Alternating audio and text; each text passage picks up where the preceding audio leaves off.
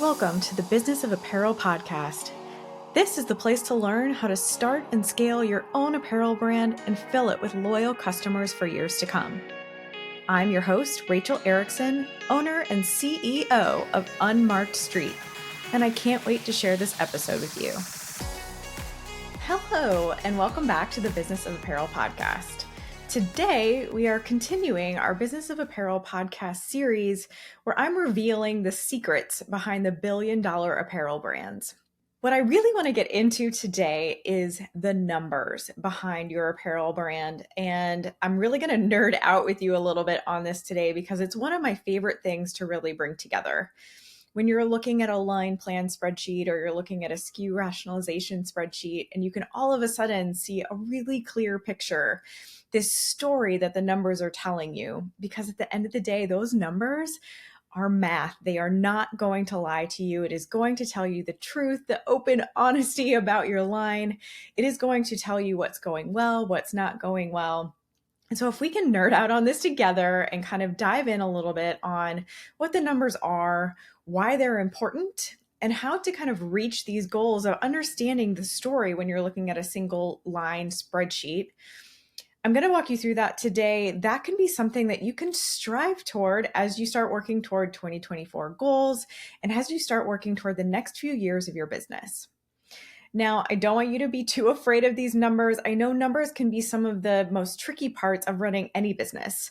You know, I'm a small business owner too. And as I've started my company, it's been really important for me to learn constantly about what's right for the numbers of my business. How should I be planning for profit? What should I be spending my money on? What should I be paying myself? There are lots of different kinds of questions. And so as a small business owner or as someone who's trying to learn these concepts for your brand, it can be really tricky, but I'm going to try my best to simplify it for you and take everything that I've learned over the last 20 years of my apparel career and distill it down into something that is a little bit more manageable, something easier to understand. I also want to tell you today about a free workshop that I have coming up where I'm going to go into this in a lot more depth. So if something in this podcast episode kind of hits you just right and you want to learn a little bit more, I really encourage you to sign up for the workshop. We're going to be holding 4 different sessions at the beginning of February 2024. So we're going to start on the 8th of February, and then we're going to have 3 other sessions the following week. On the 12th, the 14th, we'll spend Valentine's Day together, and then the 16th as well. So you'll have 4 different opportunities to come in. It's the same workshop 4 different times, so you only need to choose one. It is going to be a 90-minute session together. And even if you sign up and you can't attend the Zoom call live, we will still send out a replay to anybody who signs up. So I can elaborate on a lot of these learnings, and you can go a little bit more in depth on especially some of the line planning stuff that we're going to talk through today. If you do come to the workshop, you will be gifted for free my basic line planning template, which already includes some formulas in there so that as you're plugging in costing and as you're plugging in all of your own company data, it's populating a few things for you, which can be really important for you to just kind of absorb and then customize for your own brand immediately. So if you are interested in joining that free workshop, you can go to thebusinessofapparel.com/free workshop. And free workshop is all one word. When you get in there, you'll be able to see all of the different reasons why it would be really important for you to come. And then there will be several buttons that you can click to choose your workshop date. And then we'll be sure to send out the Zoom link and get it all on your calendar from there. Now, let's dive into some of the key important items that I want to get through today when we're talking about numbers. So I talk a lot about different varying numbers, and one of the first key items that I want to talk about is margin percentages. Now, a margin percentage is going to be the first indicator that we're going to look at if you want to understand if your product is a healthy product or a not so healthy product. And what I mean by that is is it bringing in the profits to you that you need to be able to perpetuate growth for your business? So if you're bringing in a low profit on an item, let's say you have a 35% margin on an item that you're selling to your customers. Unfortunately, at the end of the day, anything that we see at a 35% margin or lower tends to cost you money to make and sell. And that seems really counterintuitive, right? Like I'm making 35% points like on this piece. How can it be costing me money? Well, when you include your time that has gone into that piece, any of your teammates' time that have gone into that piece, any marketing dollars that you've spent, any advertising dollars that you've spent, have you maybe tried to tap into a sales team or anybody else who's helping you sell that piece online? Maybe you're really scrappy and so you feel like 35% isn't a big deal. But what's going to happen when you start turning a team over, or you start growing a little bit and then you want to hire a team? All of those dollars that you spend are going to eat away at that profit. And over the years, we have definitely learned throughout the apparel industry that basically anything below a 35% profit margin on your garment is going to end up costing you money at the end of the day.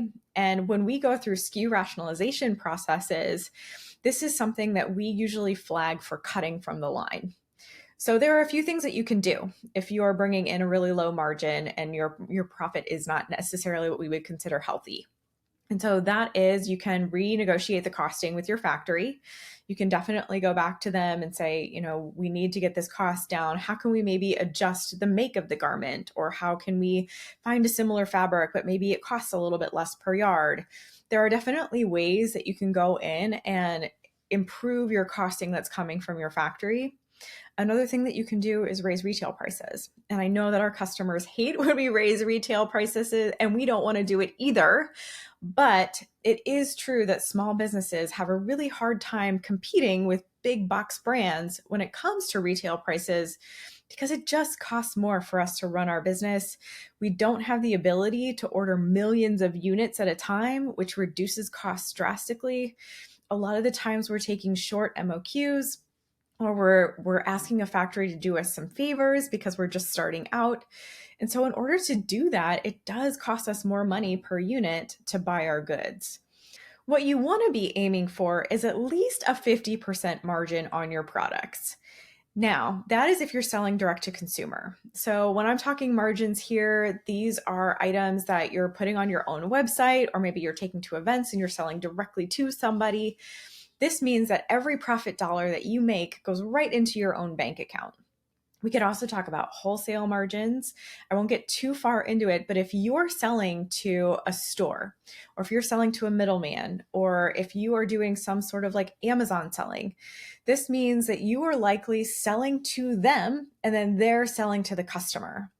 So for you to hold a retail price that you believe is good for that item, you are basically going to be cutting your profit in half to sell it to that wholesaler. And so in those scenarios, margin percentages can get really tricky and they can get really low, because everything that you're planning for direct to consumer basically gets cut in half.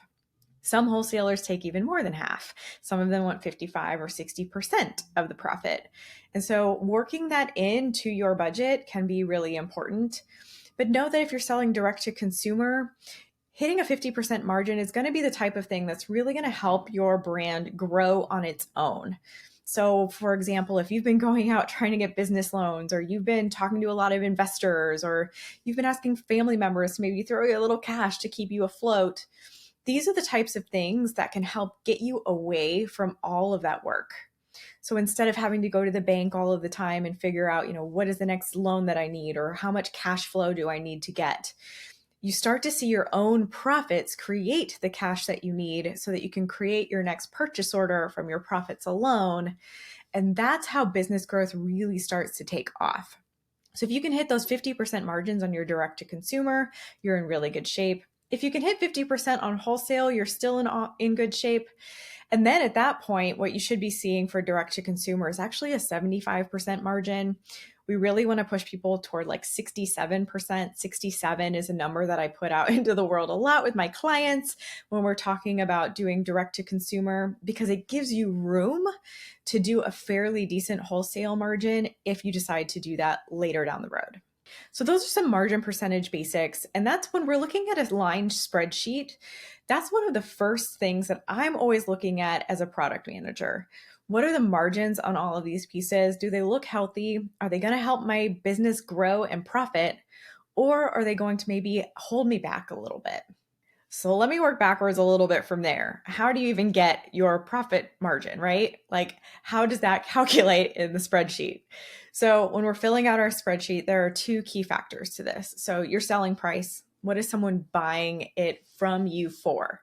So whether it's your wholesale shop buying it from you for a certain price so that they can go sell it to the customer, or whether it's your customer directly purchasing it from you, we're calling that your retail price.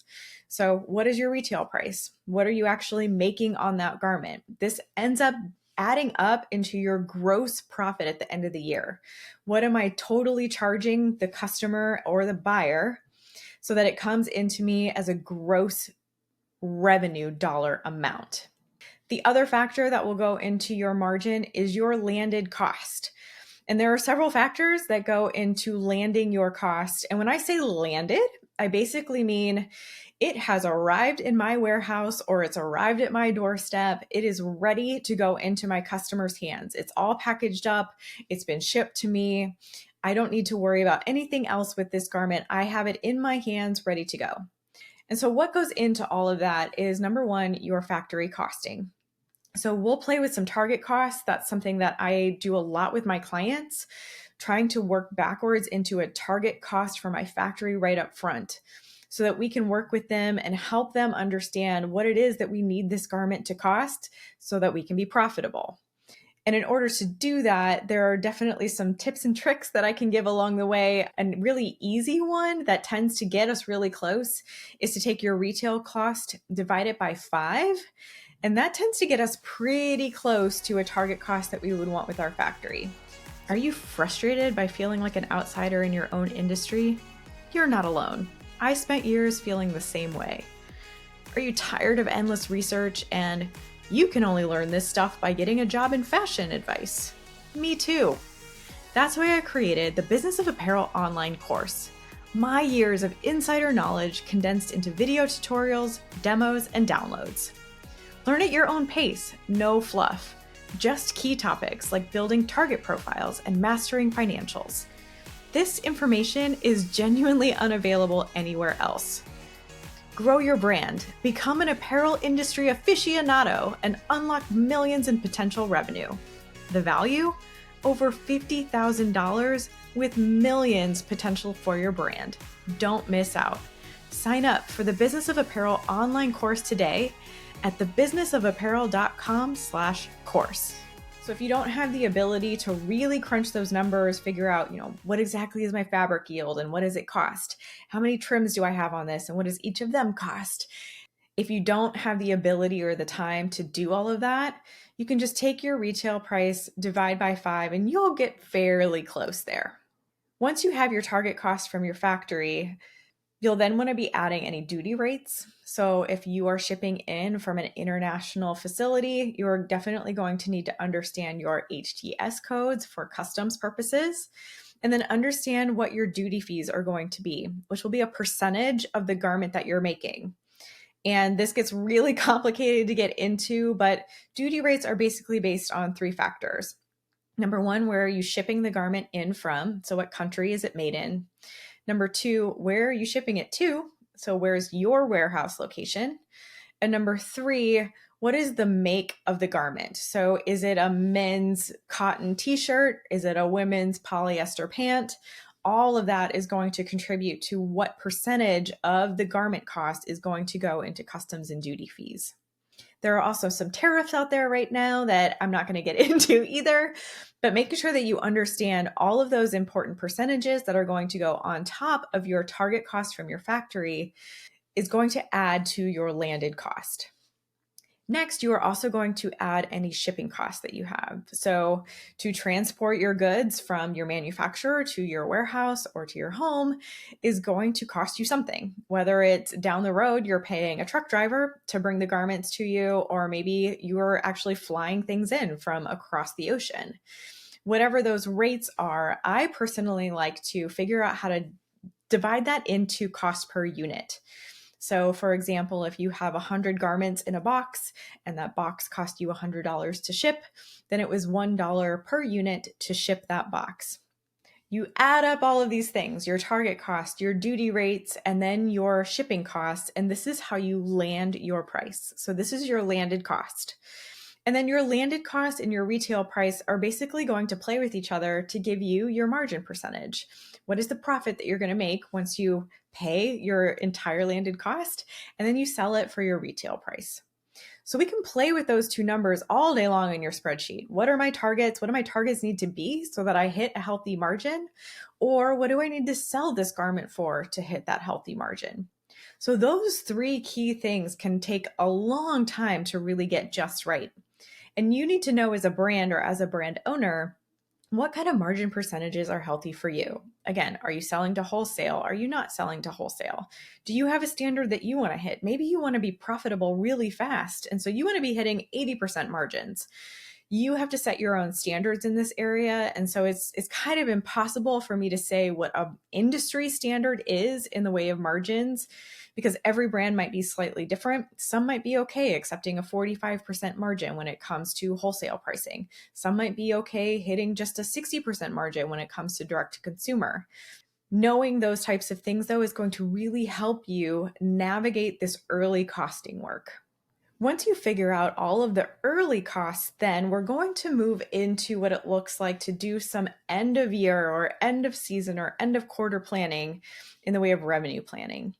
So once you've nailed down all of those target costs, you know what your retail prices need to be, you should be able to start rolling everything up in a spreadsheet to understand what is the gross profit revenue that I'm going to make at the end of the year or at the end of the quarter.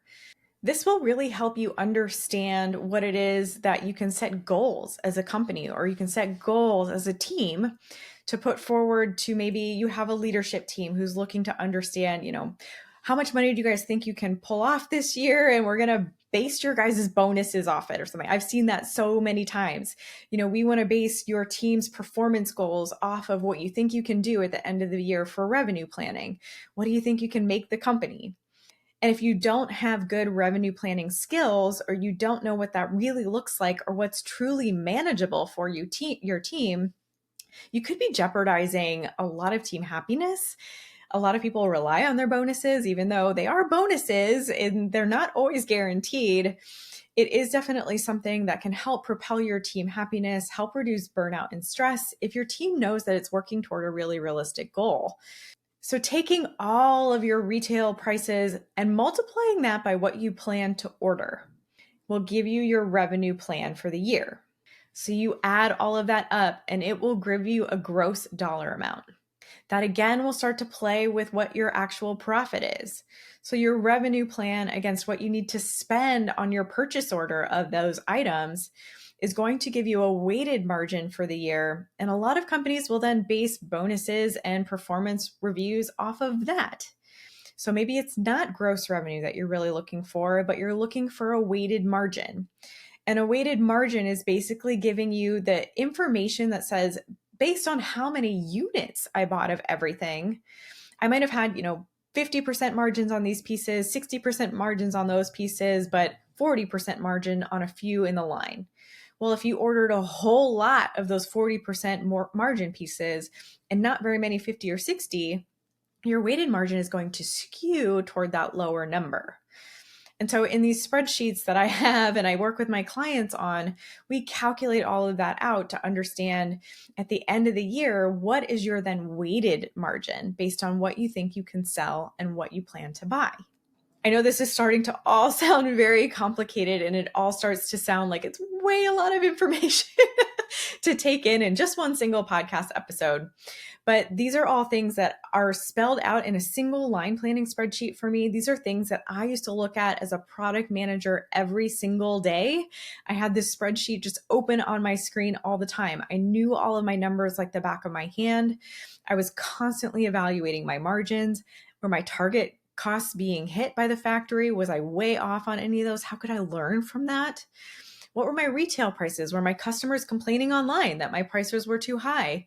Or were things getting gobbled up off of the shelves because maybe my prices were too low? How was I planning for my team to succeed at the end of the year? Were they going to get their bonuses because we were hitting our gross profit margin percentage?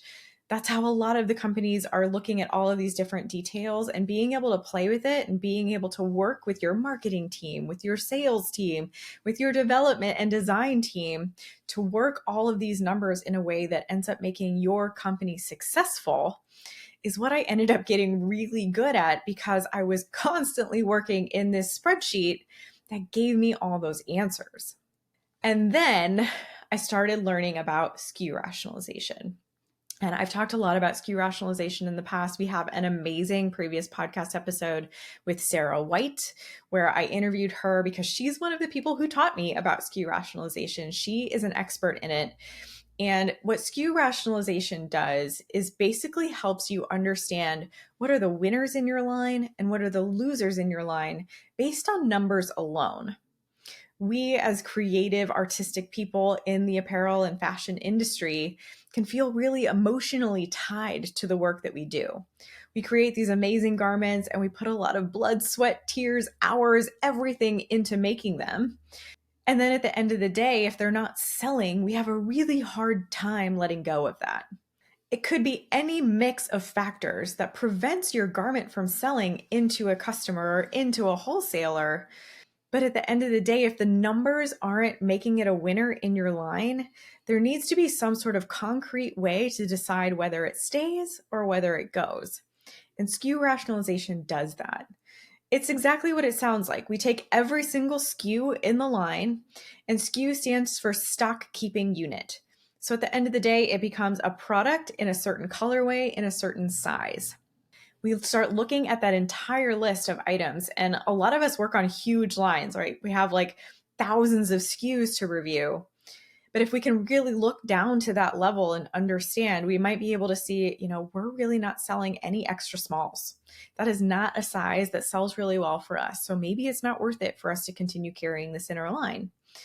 Or maybe we're finding out that a piece that we all really loved, we put all the bells and whistles on it. It's the most amazing piece, but it's coming in at an 18% margin. And it is costing us a ton of money to make this garment, and we're not really reaping any rewards off of it. We're not making a profit.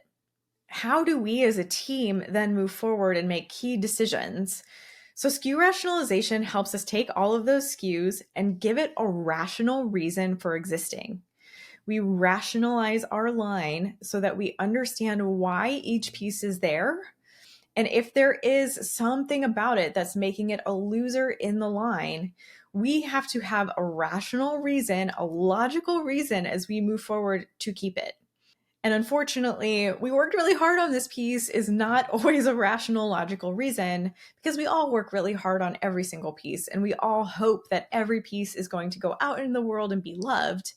But sometimes it's just not the case. So setting parameters into a SKU rationalization spreadsheet and working on that with your team on an annual basis as well can be the cherry on top of the numbers that you start to review on a regular basis with your team.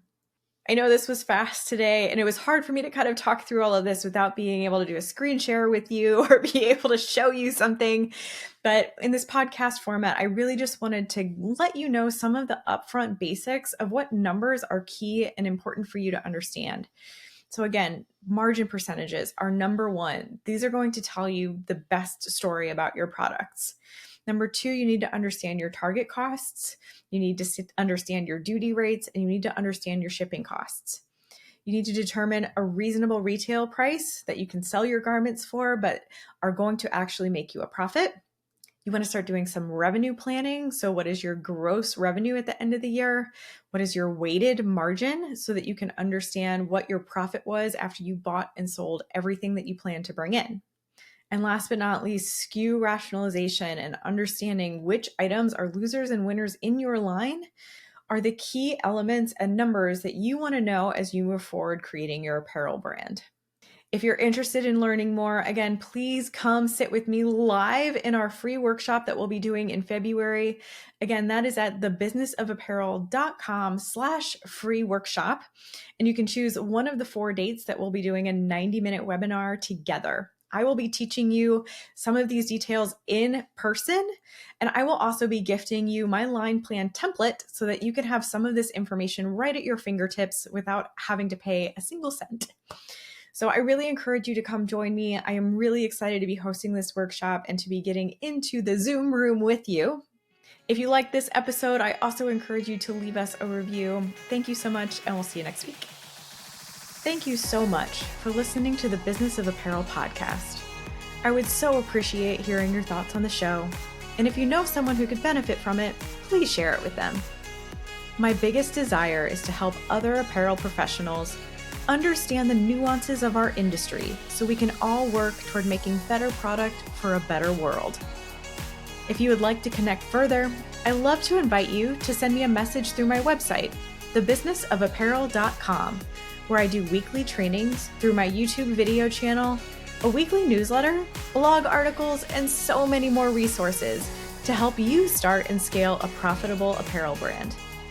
This podcast is produced by Box 7 Media, who I cannot speak highly enough of. If you're looking to start your own podcast, you can reach out to Jeremy at Box 7 Media on LinkedIn anytime.